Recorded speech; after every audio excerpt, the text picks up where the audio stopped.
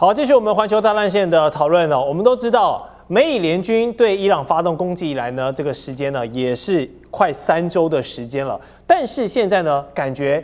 美国跟以色列有点越打越迷茫。怎么说？因为搞不清楚伊朗究竟的要害在哪里。率先斩首行动拔掉了哈米尼，结果整个神权体系，包含化整为零的这个区域的这些各自为战的这些高官，还有这些军阀们，都是持续在跟美国还有以色列来作战，感觉没有打到一个真正的核心要点。然后荷姆兹海峡被封锁呢，还导致整个全球的能源还有经贸成本飙高，这让川普的面子开始有点挂不住，也急了。根据路透社的报道呢，美国五角大厦下一步的计划竟然是有想要派出1000名的这个地面部队前往中东地区，3套剧本第一套就是呢，我就是针对荷姆兹海峡，我要去部署到伊朗这个海岸线，躲在这些山洞里面，这些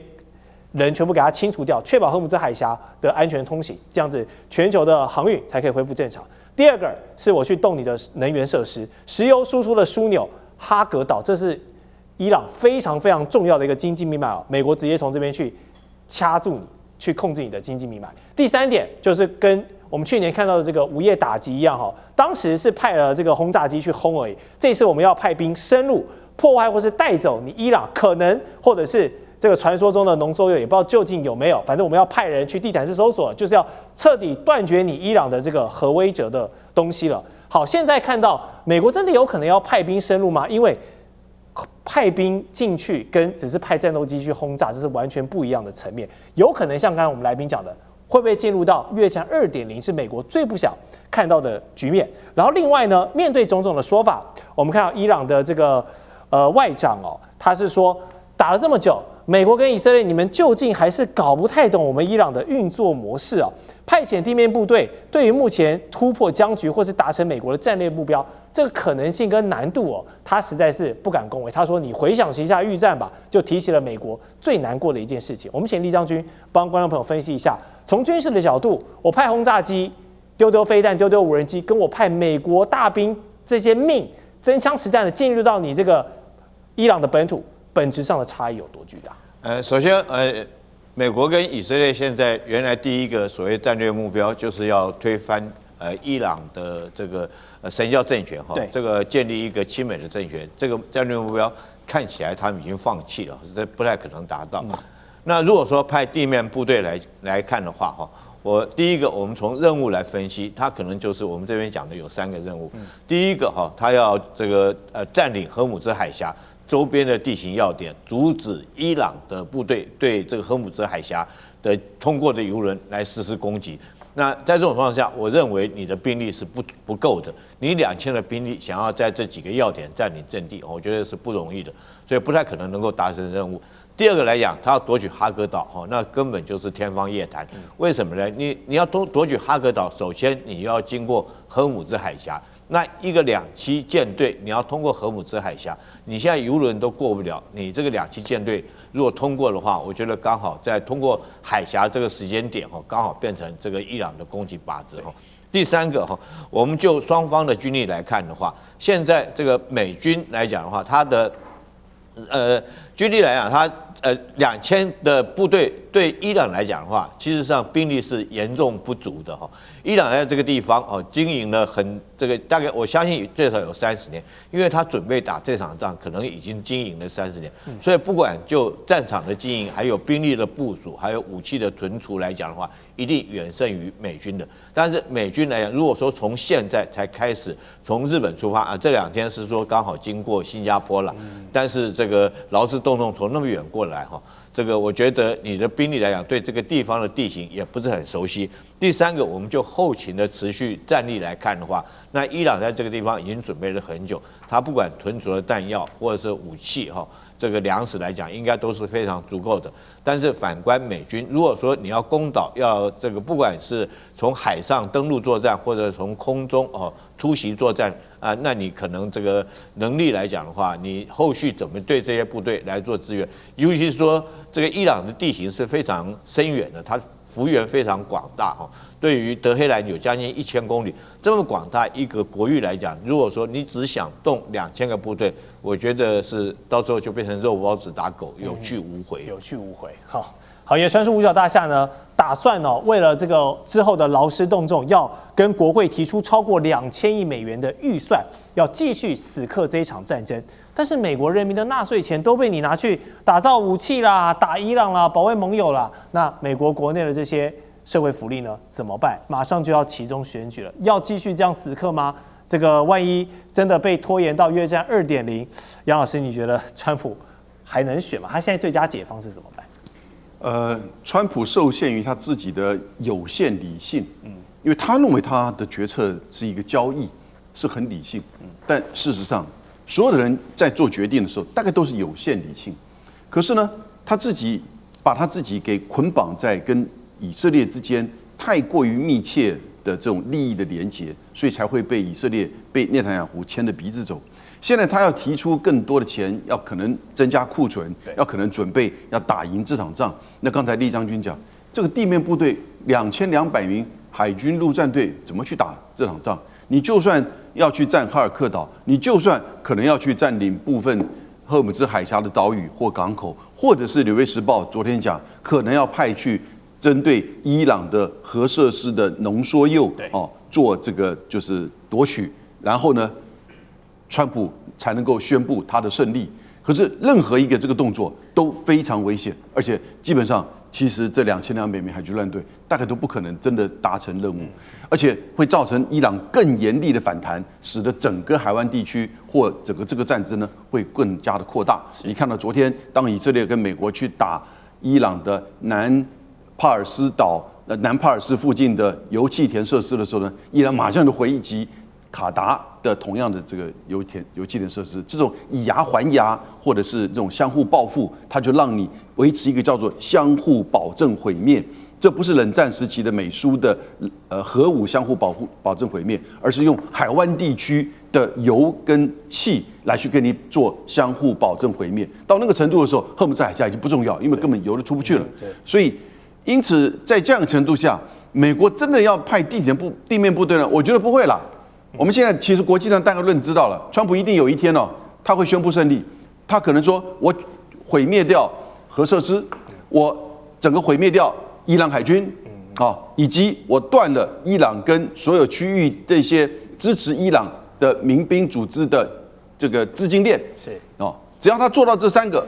大概他可以宣布，或者只要其中一个，他就宣布他大概会取得胜利。我们现在大概预期他可能会这么做，可是呢，另外不担心的是，以色列可能会继续拖他下水，所以现在还是取决于川普个人的有限理性。是，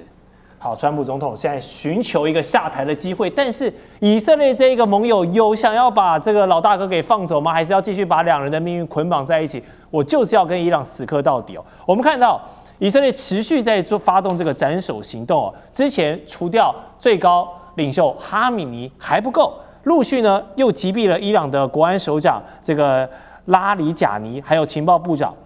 哈蒂博等人。但你想想就连被当成神一样供奉的最高领袖哈米尼都被清除之后，你都不能完全打趴伊朗的全体意志了。你再杀掉这些军方的高层也好，这些情资的人员也好，有多大的帮助呢？我们感觉现在擒贼先擒王的这种做法对于伊朗现在化整为零、各自为战的这个战略策略已经没什么作用了。所以原本以为哈米尼一死，然后呢，美以可以扶植一个亲美的新政权，好，我们中东打了一条漂亮仗，结束。但现在没有，高层越杀越多，效果却一直在递减。我想问一下这个赖教授，为什么杀了这么多人，神权政府感觉没有什么动摇？有几个因素啊，我们看到了以色列的斩首行动，这个行动本身是成功的，但是它产生的政治效果是有限的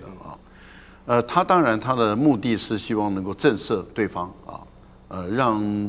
以色列的伊朗的领导阶层没有人敢接啊，都害怕了。最后这个意志屈服了啊。另外一个部分就提供给他的民众来去推翻他们的政权，他原本的设定的目标是这样。可是问题就在于说，《纽约时报》的评估，